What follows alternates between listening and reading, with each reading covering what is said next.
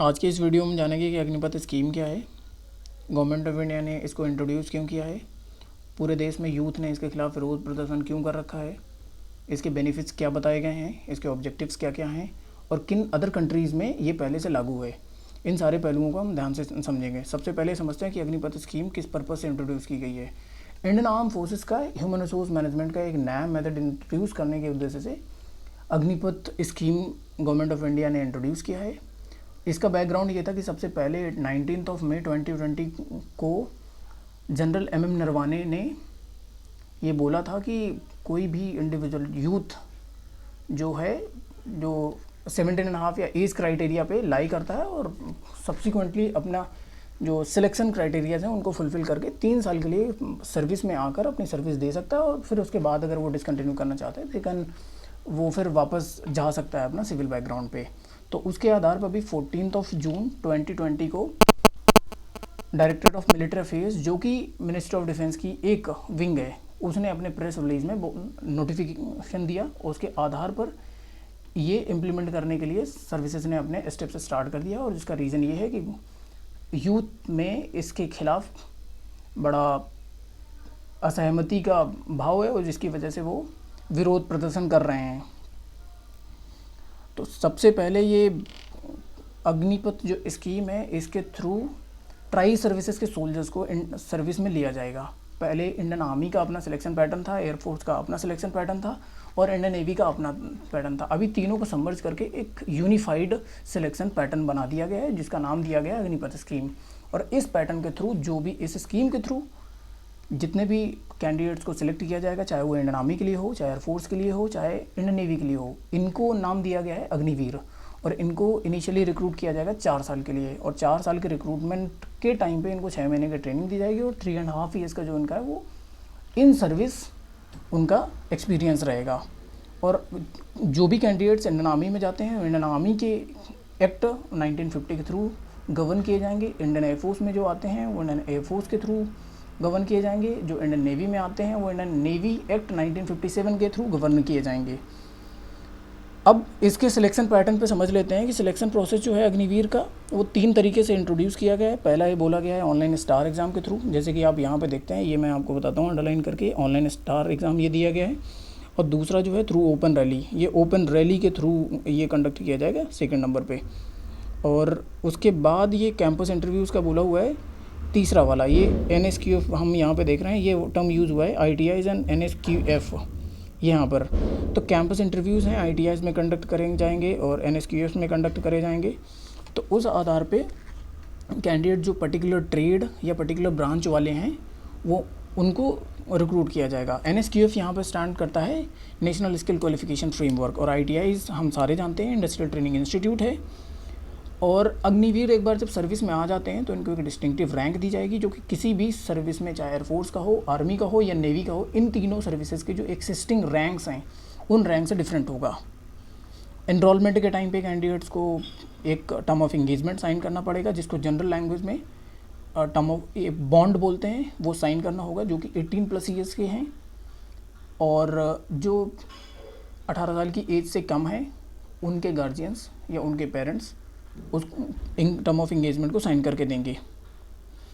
और ये 4 साल की सर्विस कंप्लीट करने के बाद इनका रीअसेसमेंट होगा इन पर्टिकुलर सर्विस अपने हिसाब से, जिसके लिए एक ऑनलाइन अग्निवीर ऑनलाइन डेटाबेस तैयार किया जाएगा जिसमें इनकी सर्विसेज की प्रोफिशिएंसी का, इनका वर्क आउटपुट का, इनके स्किल्स जो गेन किए और जो इनकी एफिशिएंसीज़ हैं और फिजिकल स्टैंडर्ड, मेडिकल स्टैंडर्ड, सारा डेटा मेंटेन किया जाएगा। और फाइनली जब रिक्रूटमेंट के लिए with in service selection start होगा तो ये इन सारी चीज़ों को ध्यान में रखते हुए इनका री-एनरोलमेंट किया जाएगा। और जो इन 4 साल में सर्विस करने के दौरान स्किल गेन करते हैं तो उस स्किल को एक सर्टिफिकेट के तौर पे इंट्रोड्यूस किया जाएगा कि एक सर्टिफिकेट दिया जाएगा और वो स्किल डिपिक्ट की जाएगी कि इस पर्टिकुलर चीज़ में किस इंडिविजुअल ने क्या स्पेशलाइजेशन रिसीव करा है और क्या क्या काम किया है। वो एक पार्ट ऑफ रिकग्निशन होगा। और ये जो रेगुलर कैडर में जो इनरोल हो जाएंगे, जैसे यहाँ पे ये नोटिफाई किया है रेगुलर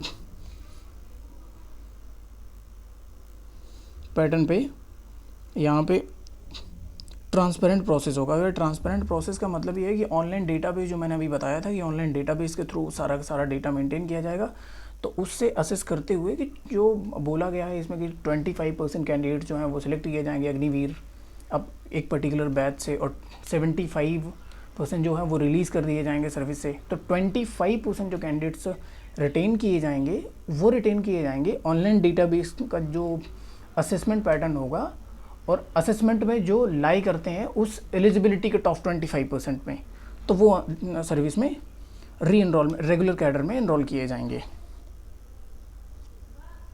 इन अग्निवीर का जो पे एंड अलाउंसेस वाला पार्ट है, उस पे एंड अलाउंसेस वाले पार्ट को बहुत अच्छे तरीके से समझते हैं।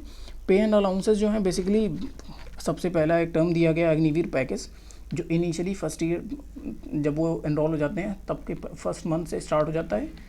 वो अग्निवीर पैकेज 30,000 रुपये का होगा, जिसमें कि ईयरली इंक्रीमेंट लगेगा। जैसे कि पहले साल के लिए इंक्रीमेंट लगेगा 3,000 का, दूसरे साल के लिए अगेन लगेगा 3,500 का, एंड तीसरे साल के लिए लगेगा 3,500 का अल्टीमेटली, जो कि लास्ट में आते हैं तो 40,000 पर मंथ सैलरी बन जाएगी। और इसके साथ ये इंक्लूड होता है इसमें risk allowance means high altitude area allowance, hardship allowance means difficult terrain, if posted in difficult terrains तो उसके लिए अलाउंस है, ड्रेस अलाउंस है, ट्रैवल अलाउंस है, और जो भी एक्सिस्टिंग अलाउंसेज हैं जिस पर्टिकुलर लोकेशन के लिए, वो सारे के सारे अलाउंसेज मिलेंगे। मींस अभी जिस तरीके से जो सर्विस में सोल्जर्स अभी हैं उनको जहाँ जहाँ जिस पर्टिकुलर लोकेशन में जो अलाउंस पे किए जाते हैं सर्विस की तरफ से, वो सारे पे एंड अलाउंसेज भी अग्निवीर्स को मिलेंगे। जो जिस पर्टिकुलर लोकेशन के लिए रैंक के साथ साथ जो मेडल्स दिए जाते हैं, जैसे हाई एल्टीट्यूड एरिया का एक पर्टिकुलर मेडल है, सियाचिन का अपना मेडल है, या लद्दाख साइड का अपना एक मेडल है, कश्मीर में पोस्टिंग है वहाँ का अपना मेडल है। तो उन पर्टिकुलर जो मेडल जो हमने देखा होगा यूनिफॉर्म में लेफ़्ट साइड पहनते हैं, वो मेडल्स को इनको अवार्ड किया जाएगा, उसमें कोई चेंजेस नहीं होंगे। और इसके अलावा एक और चीज़ बनाई गई है कि डेडिकेटेड अग्निवीर कॉर्पस फंड जो है, जो कि सिमिलर है प्रोविडेंट फंड के साथ, तो वो बनाया गया है, जिससे कि सेपरेट रहेगा। एग्जिस्टिंग सर्विस पर्सनल जो है उनके डेटाबेस से थोड़ा सा डिफरेंट रहेगा, ताकि इसको सेग्रीगेट करके और ऑनलाइन मैकेनाइज्ड वे में इसको एडमिनिस्टर किया जा सके, जिसमें कि सारे अग्निवीर अपनी मंथली इनकम का मीन्स जो कि इनका अग्निवीर पैकेज है, उस अग्निवीर पैकेज का 30% जो है वो अग्निवीर कॉर्पस फंड में कंट्रीब्यूट करेंगे। और जब ये सर्विस इनका 4 ईयर्स का एंगेजमेंट कंप्लीट हो जाता है, या इसके पहले भी जाते हैं अगर हैं, तो उसके बेसिस में इनको वो वापस किया जाएगा। और ये ACF जो है, ये डायरेक्टरेट ऑफ मिलिट्री अफेयर्स जो कि मिनिस्ट्री ऑफ डिफेंस के अंतर्गत आती है, वो इसको एडमिनिस्टर एंड मेंटेन करेगी। और एक बार जैसे ही कि ये सारे अग्निवीर अपना 4 साल का टेन्योर कंप्लीट करते हैं, तो वो सेवानिधि पैकेज रिसीव करने के लिए एलिजिबल हो जाएंगे। यहाँ एक टर्म यूज़ हुआ है सेवानिधि पैकेज, ये वर्ड यूज़ हो रहा है सेवानिधि पैकेज। तो सेवानिधि पैकेज का मतलब ये है कि ये अग्निवीर कॉर्पस फंड होगा और मैचिंग कंट्रीब्यूशन जो कि गवर्नमेंट की तरफ से दिया जाएगा, जो कि सिमिलर टू होगा जो अग्निवीर अपना देते हैं 30%, तो गवर्नमेंट भी इनको कंट्रीब्यूट करेगी उस अकाउंट में, प्लस उसका इंटरेस्ट रेट। तो इस हिसाब से इनका जो अभी बोल रहे थे कि कुछ मीडिया जो हाउसेस हैं वो बोल रहे हैं कि 12 लाख रुपए मिलेंगे 4 साल के बाद, 13 लाख मिलेंगे, तो एग्जैक्ट वो अमाउंट होता है 11,04,000, 5,02,000 बनते हैं पहले ये अग्निवीर जो हैं वो कंट्रीब्यूट करेंगे, और 5,02,000 सेम बन जाते हैं ये matching contribution of the government. तो इस तरीके से ये हो जाता है, तो ये बन जाता है 11,04,000। फिर उसमें इंटरेस्ट रेट लगता है, जो कि इंटरेस्ट रेट के आधार पर बन जाता है 11,71,000। तो 11.71 ये बनता है एग्जैक्टली, जिसके आधार पे इसको इन राउंड फिगर बोल देते हैं 11,71,000 के बजाय 12 लाख। तो उसके आधार पर अगर एक और ये कंडीशन है, जो कि अगर अग्निवीर हैं जो रेगुलर कैडर के लिए सिलेक्ट किए जाते हैं, तो उनको सेवानिधि पैकेज के तौर पे टोटल कंट्रीब्यूटेड मनी जो है, कंट्रीब्यूटेड मनी जो कि उन्होंने अपना फ़ंड के तौर पे डिपॉजिट किया है वो मिलेगा, और उस पर जो इंटरेस्ट इनको लगता है वो इंटरेस्ट के साथ उनको मिलेगा। और कोई भी अगर अग्निवीर अपने 4 साल का टेन्योर कंप्लीट करने के पहले अगर सर्विस से रिलीज़ होना चाहता है तो उस कंडीशन में उसको सेवानिधि मिलेगा, जो कि उस पर्टिकुलर डेट तक जितना इंडिविजुअल का कंट्रीब्यूटेड फंड होगा वो और उसका इंटरेस्ट जितना लगता है वो सारा का सारा उसको वापस दिया जाएगा, पे किया जाएगा। अब ये चार्ट बनाया हुआ है आप लोगों को ईजी तरीके से समझने के लिए कि किस तरीके से पे स्केल रहेगा और कैसे कंट्रीब्यूट करेंगे। तो इसके थ्रू हम समझते हैं कि जैसे इनिशियली कोई अग्निवीर सर्विस में आया, पहले साल स्टार्ट हुआ, फर्स्ट ईयर का फर्स्ट मंथ है, उसकी सैलरी है जो मंथली सैलरी आई 30,000, तो मंथली सैलरी में उसको इन हैंड सैलरी आएगी 21,000 और उसका ACF में कंट्रीब्यूशन रहेगा 9,000 और गवर्नमेंट का उसी ACF में कंट्रीब्यूशन रहेगा सेम 9,000। सेकेंड ईयर में उसका 3,000 का जो इंक्रीमेंट लगा, जो मैंने पहले बताया हुआ था आपको कि इंक्रीमेंट लगेगा 3,000 का, फिर उसके बाद 3,500 का, फिर अगेन 3,500 का, तो 3,500 का 2 बार इंक्रीमेंटेशन लगेगा third year and fourth year में। तो सेकंड ईयर में 33,000 सैलरी हो जाती है, जिसमें कि इन hand salary will be paid 23,000, ACF का कंट्रीब्यूशन इंक्रीज़ करके 9,900 किया जाता है और गवर्नमेंट का कंट्रीब्यूशन भी सिमिलर हो जाएगा 9,900। सब्सिक्वेंटली 3 साल थर्ड ईयर के लिए जो है तीसरे साल में बढ़ जाती है 36,500 and then in hand salary आती है 25,500 पे की जाएगी। और ये जो डेटा है, ये डेटा जो डायरेक्टरेट ऑफ मिलिट्री अफेयर्स का प्रेस रिलीज़ है उसके डेटा से मैच करके यहाँ पे मैंने डिपिक्ट किया हुआ है। सेम 10,951 ACF में कंट्रीब्यूशन होगा, सेम गवर्नमेंट का कंट्रीब्यूशन रहेगा। सब्सिक्वेंटली इन फोर्थ ईयर उन्होंने दिया है, फोर्थ ईयर का 40,000 बनता है, 28,000 इन हैंड सैलरी रहेगी, कंट्रीब्यूशन रहेगा गवर्नमेंट का और अग्निवीर का 12,000 ईच।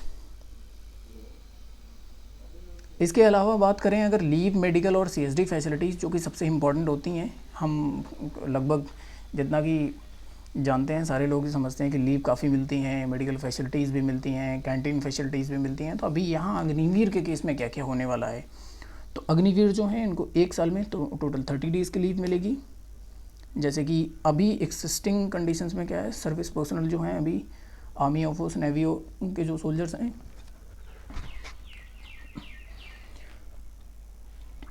इनको टोटल 60 डेज़ की लीव मिलती है इन अ ईयर। उसके अलावा इनकी कैजुअल लीव्स भी होती हैं, लेकिन अग्निवीर के केस में ओनली 30 डेज़ की लीव अलाउ की गई है। और मेडिकल लीव जो है मेडिकल एडवाइस के बेसिस में, इसका मतलब ये है कि कोई भी पर्टिकुलर अगर मेडिकल प्रॉब्लम होती है, हेल्थ इश्यूज़ होते हैं अगर, तो डॉक्टर जितने दिन की मेडिकल लीव रेकमेंड करेगा वो इन एडिशन होगा, वो अवेल कर सकते हैं सारे अग्निवीर। और मेडिकल फैसिलिटीज़ के नाम पर ये आर्मी, एयरफोर्स और नेवी किसी भी हॉस्पिटल में जाकर अपना ट्रीटमेंट करवा सकते हैं जब तक ये सर्विस में हैं। कैंटीन फैसिलिटीज़ के केस में CSD फैसिलिटीज़ यानी कि केस में सेम पैटर्न है कि जब तक ये सर्विस में हैं तब तक ये कैंटीन फैसिलिटीज़ अवेल कर सकते हैं। और फर्दर अगर रेगुलर कैडर में इनरोल हो जाते हैं तो फिर कंटिन्यू करना है उनको जब तक कि उनका एंगेजमेंट, जब तक उनका रिटायरमेंट नहीं आ जाता है। एक और यहाँ पे इम्पोर्टेंट पॉइंट आता है compensation for disability and death.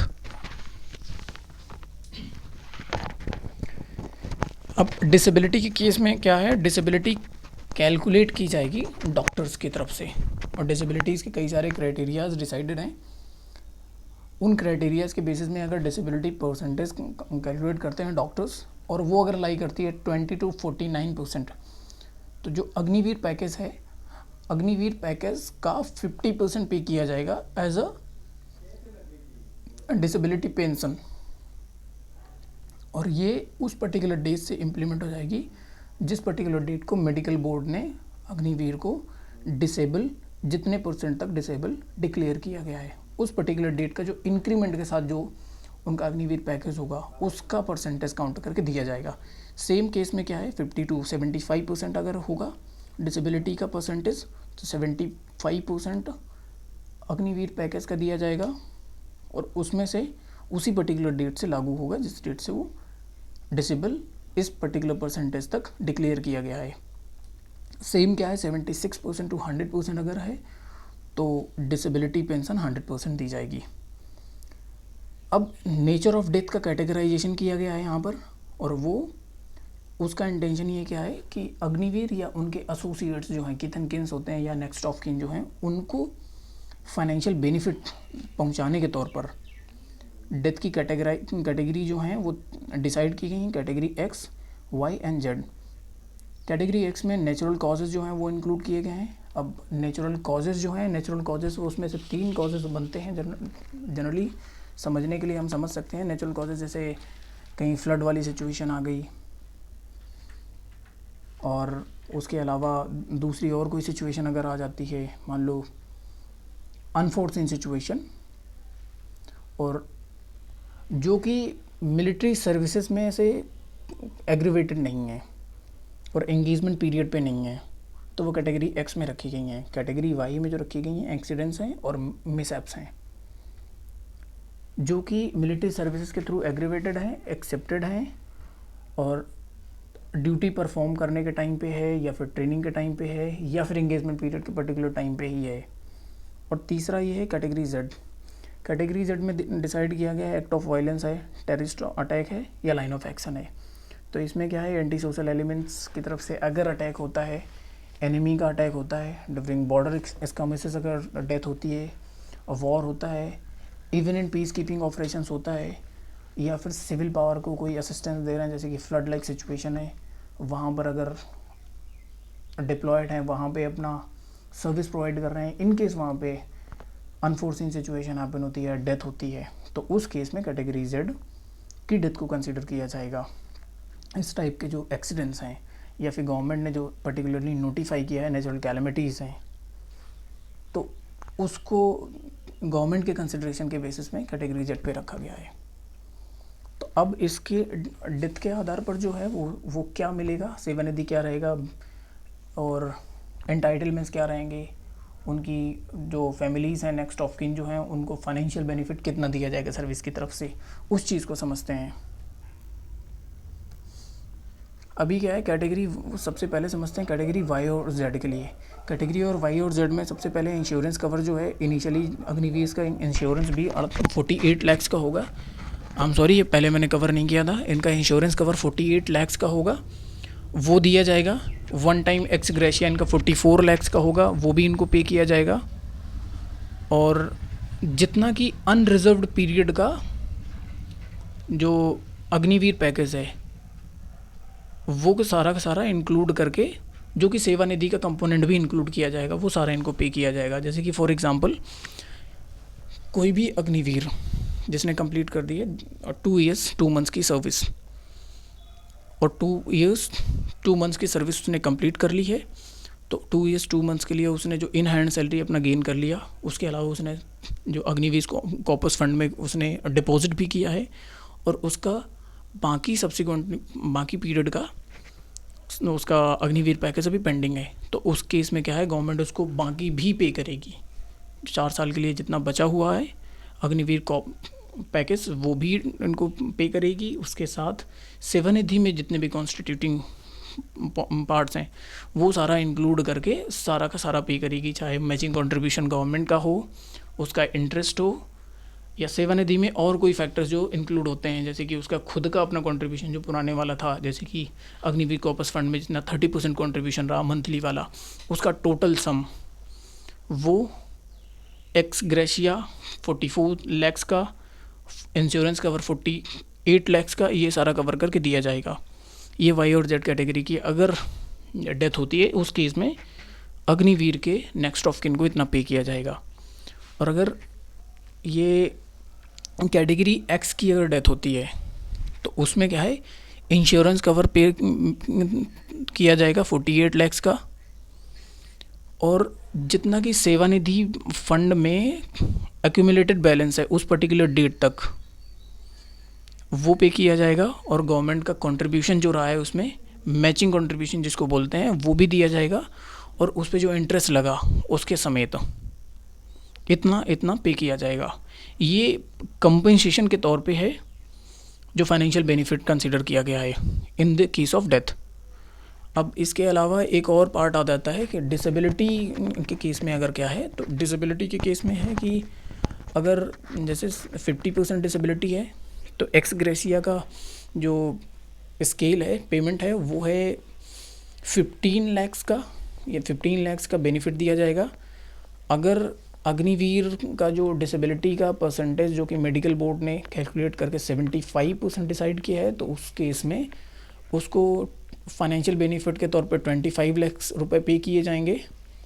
And अगर मेडिकल बोर्ड ने कैटेगराइज किया है कि अग्निवीर का जो डिसेबिलिटी रेशियो जो मैंने पहले बताया 76 to 100% के बिटवीन लाई करता है, तो उसका एक्स ग्रेशिया जो है वो पूरा का पूरा उसका 44 लाख पे किया जाएगा।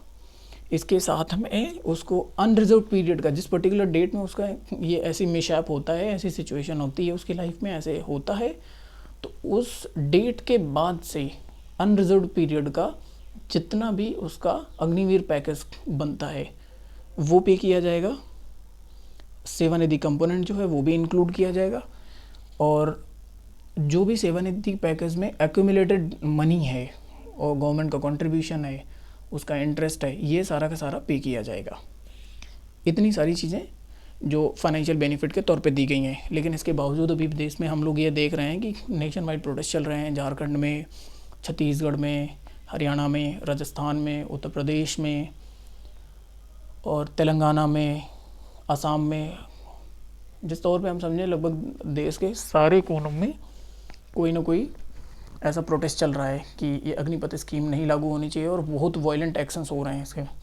अब बेसिकली क्या है, ये जो एक्शंस हो रहे हैं वो किसी भी तरीके से जस्टिफाइड नहीं है, क्योंकि जितना कि क्या है, जो सोल्जर्स होते हैं हमारे, सोल्जर्स देश सेवा के लिए जाते हैं, वो देश के लिए लड़ते हैं, देश से नहीं लड़ते हैं। तो अभी अग्निपथ स्कीम है, देश और जो यंगस्टर्स हैं देश के भावी अग्निवीर हैं, और अभी से आगजनी वाले जितने भी हम केसेस सुन रहे हैं वहाँ पे सारे अग्निवीर, भावी अग्निवीर इन्वॉल्व हैं।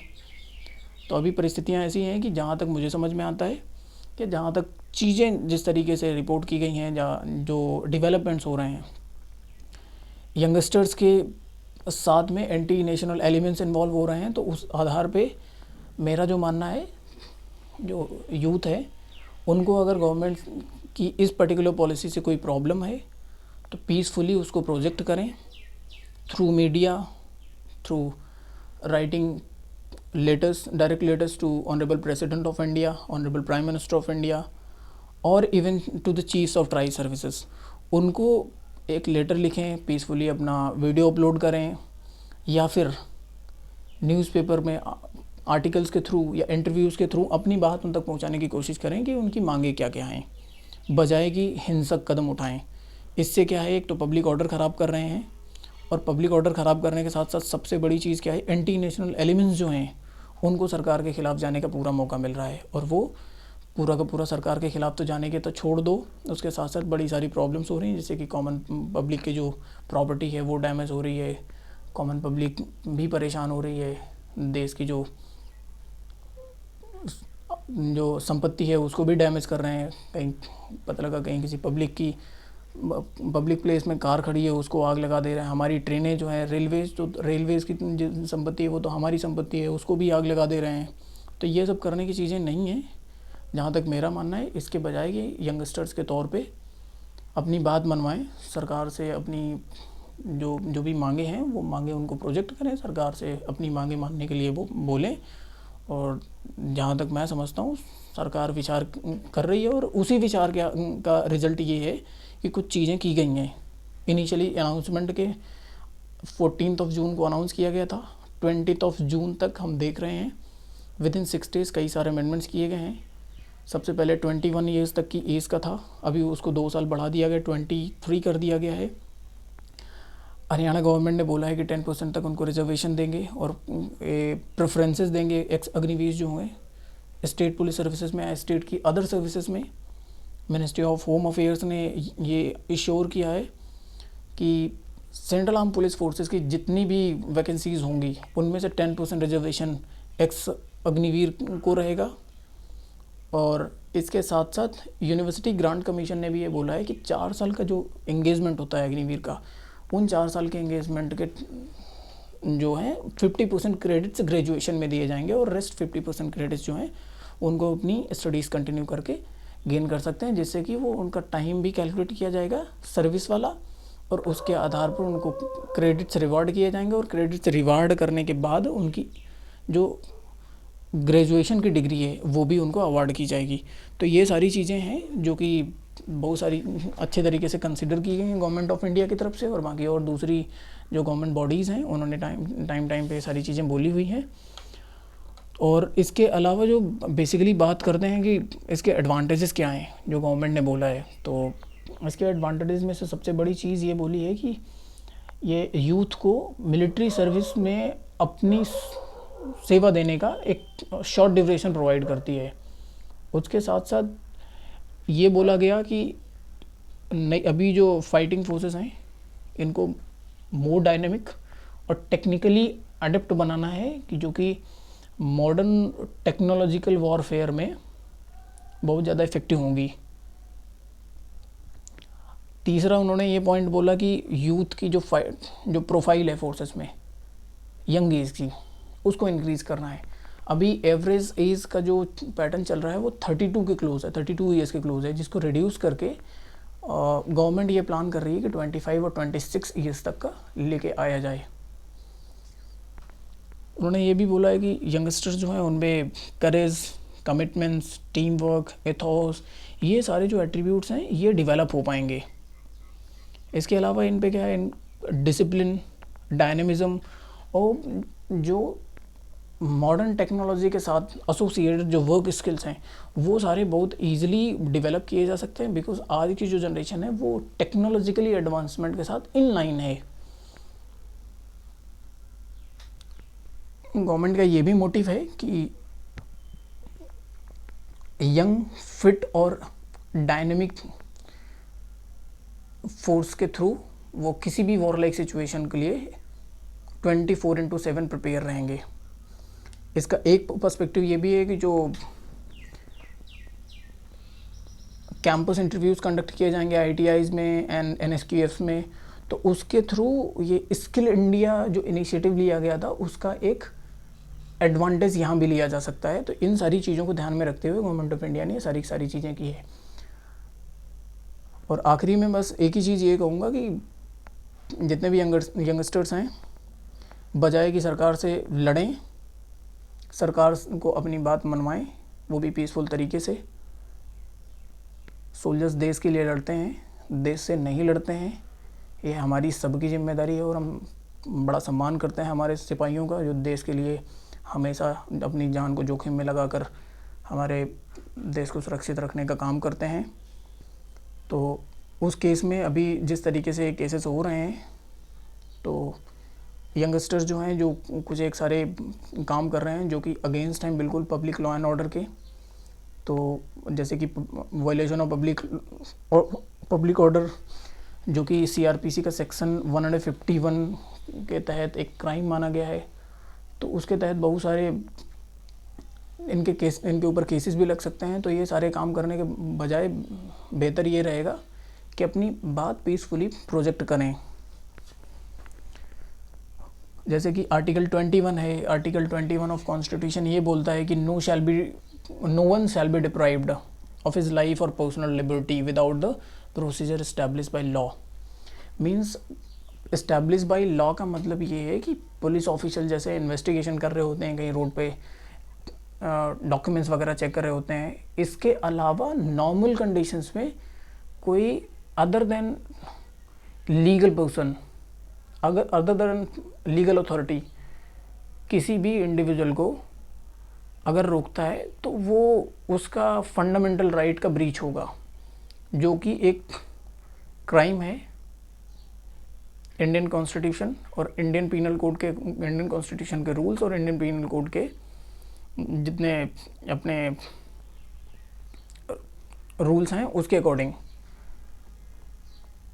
तो ये सारी चीज़ें करने के बजाय बेहतर यही रहेगा, मेरा मानना है। मैं फिर से कह रहा हूँ एक बार कि चीज़ें पीसफुली हैंडल करने की कोशिश करें, गवर्नमेंट को अपनी बात अच्छे तरीके से मनवाएं।